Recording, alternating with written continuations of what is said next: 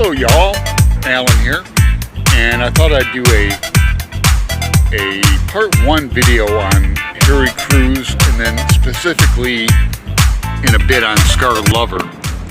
I'm buddy reading this with Brian Bookish, and he's mentioned this fact a couple times. It's a reread for me. I think I might have read it 3 times. I'm a big Harry Crews fan. I almost met him. I corresponded with him, but back in the day, back in the late 80s, early 90s, people probably still do. You can send a postpaid self-addressed stamped envelope to like a writer with his book and say, I really love your writing. John Irving, will you please inscribe my book? And Crews inscribed this. I don't have the same book, unfortunately, but I was accepted at the University of Florida, and I went and toured it, and I met Paget Powell and I think his wife at the time, Deborah Miner. She's a poet. And I met Donald Justice. That was a trip. Stayed a weekend there and partied it down with my cousin in South Daytona. In Orlando and Gainesville is right there. But never met the man. I know a lot about him. I haven't read everything he's written either. I should, I'm going to make a point to read one of his novels I haven't written, one of the older ones. Like Gospel Singer or Karate is a Thing of the Spirit. I really want to reread Celebration, though. That's a knockout book. It's not lit fic. It's not literary fiction. It's not lit fiction. It's grit fiction to the extreme. Now, let me take a pause here. I'm going to go change my appearance. And sun's coming out in Portland, so it's getting a wee bit hot. It's getting around 79, 80, so I'm starting to sweat. I'll be right back. Well, all right.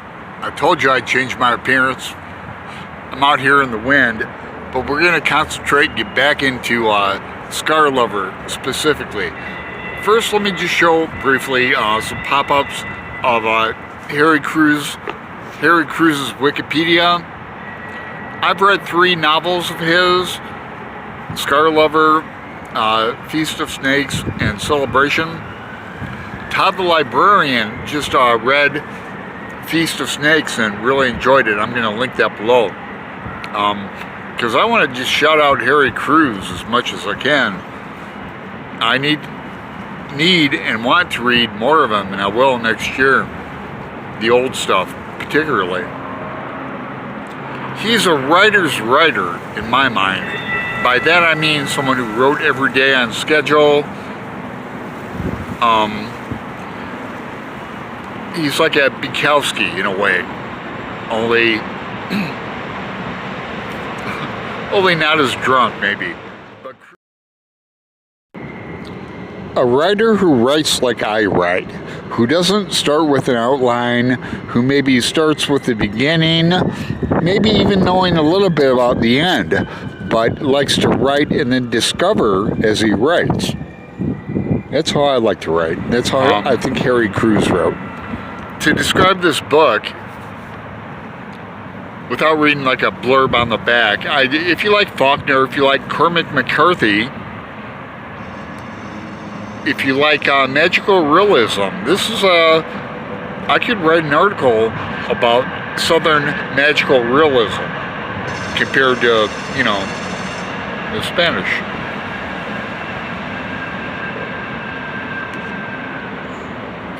Having read this before, when you reread books, you remember specific scenes and they stay with you. But then you reread it, you go, wow, that's out of place in time. I thought that was in the head of the novel.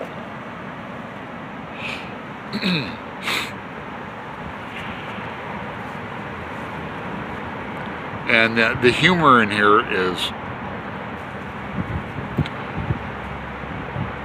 this is off the cuff. I kind of feel like Harry Crews uses the N-word in here.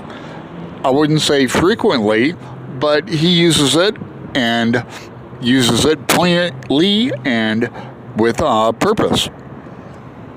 This novel takes place basically like in the 90s.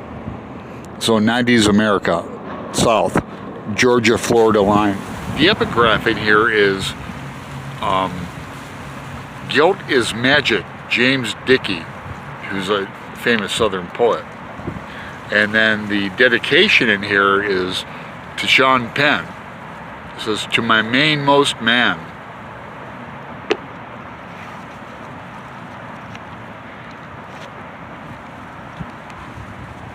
Harry Crews had tattooed on his right arm a quote from E. E. Cummings. How do you like your blue-eyed boy now, Mr. Death? Out.